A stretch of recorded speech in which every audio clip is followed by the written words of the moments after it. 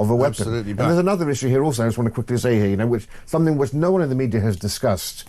You know, asylum seekers and immigrants who come from troubled backgrounds and war-torn places are far more prone to violence and criminality. Yes. And we are not discussing this in this country. Yeah. The fact that this person, Axel Rudikabana, was born in Wales is irrelevant. Yes. Because if you look at the Nottingham murders, if you look at the Sir David Amess's assassination, if you look at the Manchester Arena bombing, you look at this case, these were all the children of asylum seekers. Yes. And all the evidence shows that there's a more predisposition to mental health issues and to criminality and to violence. Yes. And we are importing to this country a vast number of, a population of ticking time bombs. Yes. And it includes all of the illegals coming over on the channel crossings, hundreds of thousands of fit young men of fighting age, many of whom have witnessed, some of them have participated in horrific incidents in their own countries. They're coming here, they're poorly adjusted, they're psychologically disturbed, they will never assimilate into our society, and these are ticking time bombs. We had this problem, did we not, after the Balkans War as well, where we had an awful lot of people coming to this country from Serbia, from Bosnia.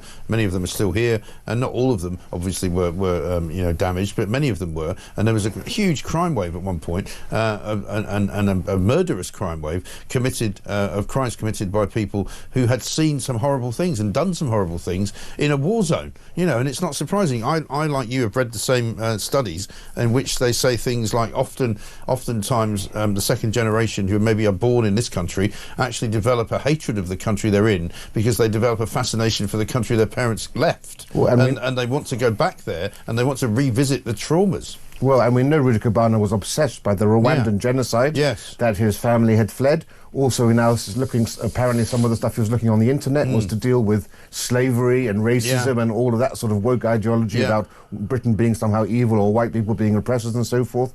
There's a lot to be said here for having a proper discussion about why we are importing people, many of whom will never be adjusted, who have psychological issues. You know, and that alone, for example, over 1,000 British-born people went off to fight for ISIS, have come back here being psychologically disturbed but brutally hardened by the experiences that they've had overseas. Yes, it's extraordinary. Yeah, let's just go back to Rudikabana for a moment before that moves us very nicely onto the Telegraph's front page, which says 1 in 12 Londoners is now an illegal migrant. But just one final one on Rudikabana, the Sun, page 5. Life must mean life. Killer must never be free. This is the parent of one of the Southport stabbing victims saying that Axel Rudikabana should rot in jail after his sentence this morning around about 11 o'clock, which we'll bring to you, of course, live. And, you know, what we don't know, and I suspect they wouldn't be stupid enough to do this, but what we don't know is whether some lawyer will get up and say he should be sentenced as a juvenile because he committed his crime when he was under 18.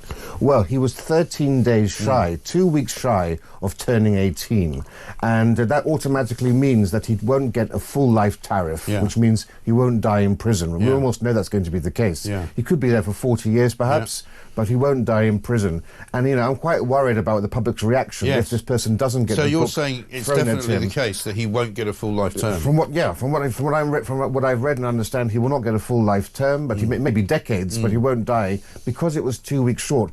And my view is we need to review this as well. Yes. I think judges should be given discretion. If you are 17, you know, people are aged at different points. If you're 17 years of age, the judge should have the discretion for that entire year as to whether to try you as an adult or not. And I think in this case, given that we know about his background, what's happened to him, given the fact that he refused to stand up in court, shows no remorse. Made no plea initially in October. And we know that this guilty plea was done in order to reduce his sentence, because he knew, obviously, it was bound to result in his conviction. And maybe it was also done, and forgive me for being called a conspiracy theorist, if that's what the Prime Minister would like to call me, perhaps it was also done as a deal so that the court case didn't take place, there was no trial, we didn't hear all the evidence. Well, you may very well comment on that question. You know, people have wondered about this. You know, firstly, scheduling it on the same day as the inauguration, suppress media coverage, and then having this very convenient guilty plea, which avoids all of the details coming out. Now, I had hoped that the media would then pick it up,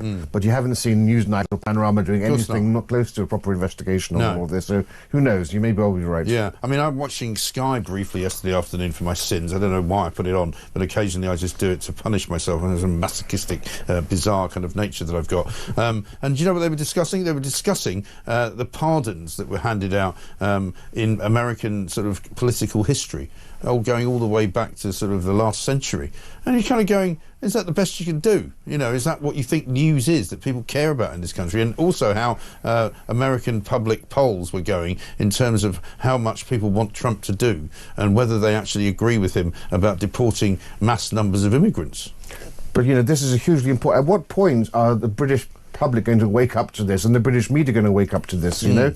After the Manchester Arena bombing, we thought we might get action. Nothing was done. Right. After this, you would hope, after all the protests and outrage, you would have thought this would have been a moment for change. Yeah. But no, everything is just reverting back to the way that it was. It's another review. Everything's being forgotten about, and we're going to go just through this cycle again and again. We can't do this. This has been a huge disgrace. Yeah. And the fact that you had a huge swathe of the British population slandered as being far-right and conspiracy theorists, when clearly they were proved right, and they were just outraged at the murder of innocents by the offspring of an asylum seeker. You know, the press have failed in their duty. And they won't address the problem, which you've just very well explained and articulated, that, you know, 5 of the biggest mass terror events, you know, in recent history have been committed by children of asylum seekers. I mean, you know, that's the big elephant in the room, ladies and gentlemen.